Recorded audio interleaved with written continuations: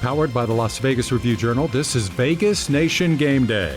Presented by D&R House of Diamonds, making luxury affordable. Located in the One Summerlin building in downtown Summerlin. You know, the one thing I think I've noticed with players is they're pretty resilient.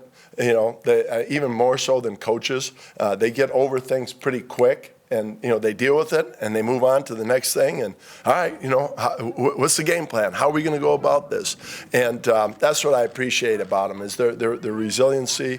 And, you know, they understand it's a difficult situation, but the ability to quickly recover and then move on. So I really like where we're at right now.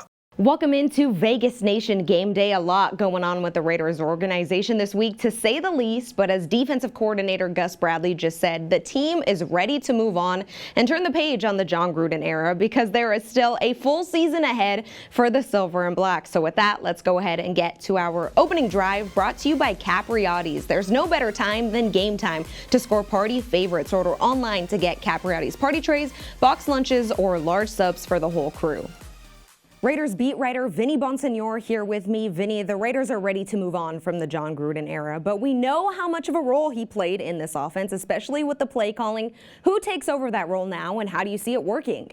Well, Greg Olsen, the offensive coordinator, takes over the actual play calling duties. And, you know, there's going to be a bit of a transition there because obviously Jon Gruden, that was his baby. But I think what you're going to see is a collaboration between Greg Olsen and now Derek Carr, who I think gets some freedom out of this, a little bit more say in game planning and play calling. But it will be Greg Olsen calling the shots with a heavy dose of Derek Carr being able to have his say and maybe even sometimes final say at the line of scrimmage in terms of what direction they go.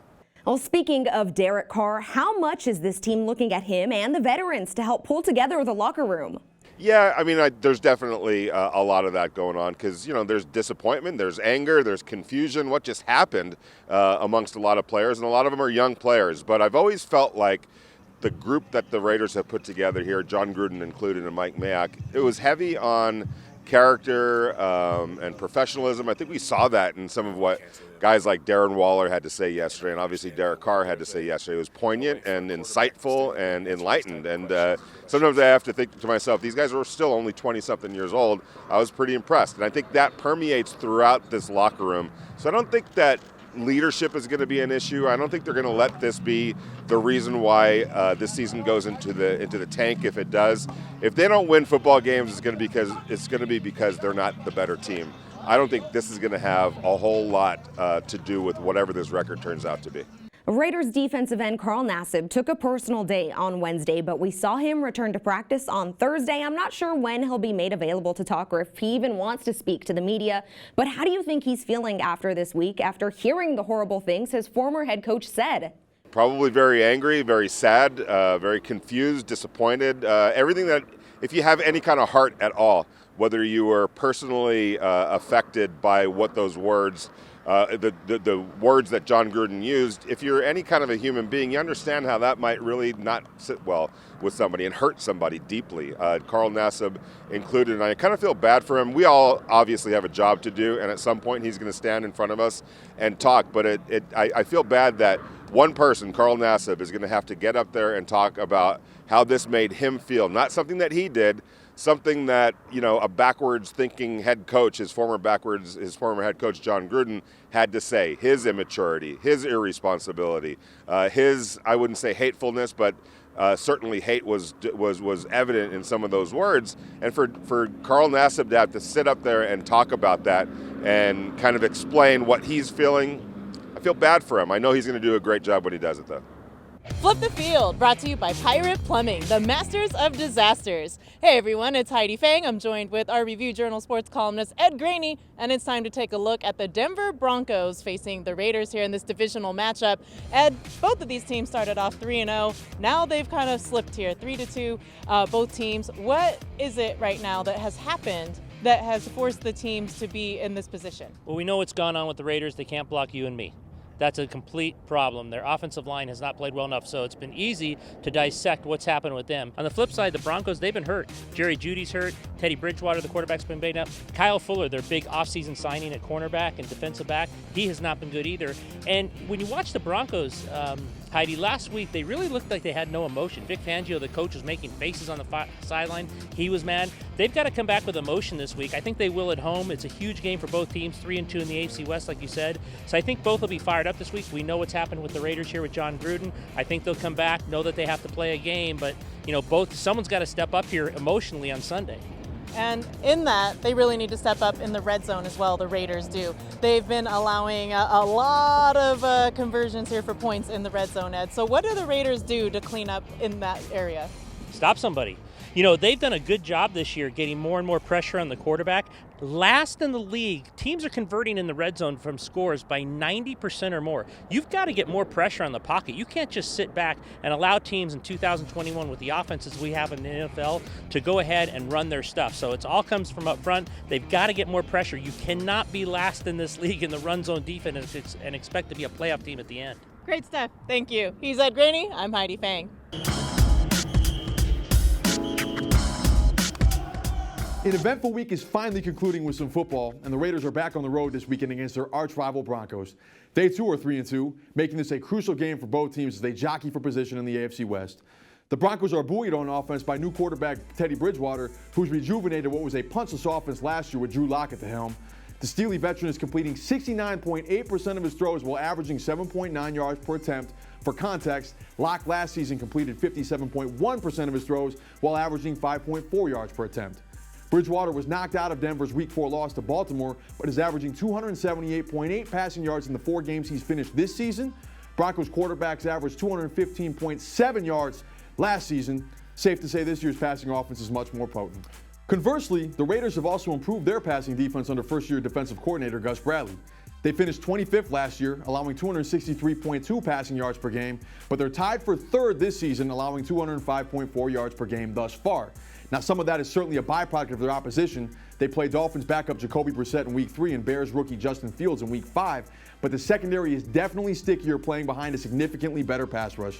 The Raiders sported the league's third worst sack percentage last season, getting home on only 3.549% of pass plays.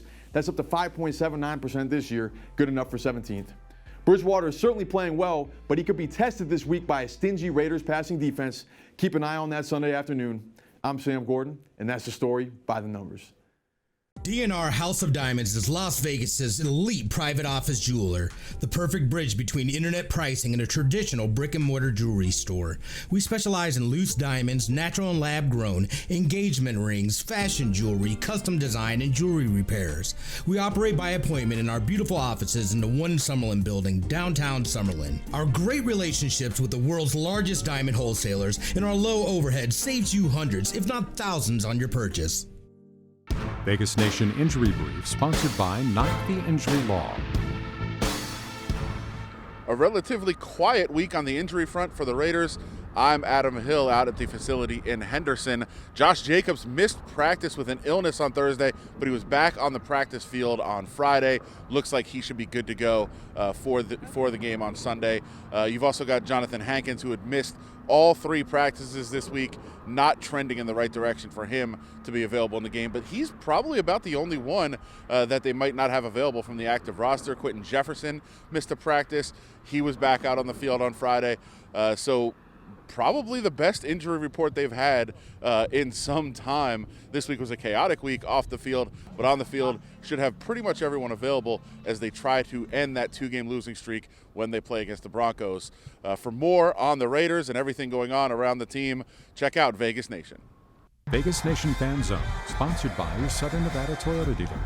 Toyota, let's go places.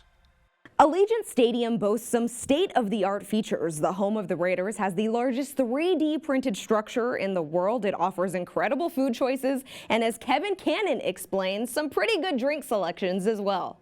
What up, Fanzone? Did you know that the Raiders have their own sommelier?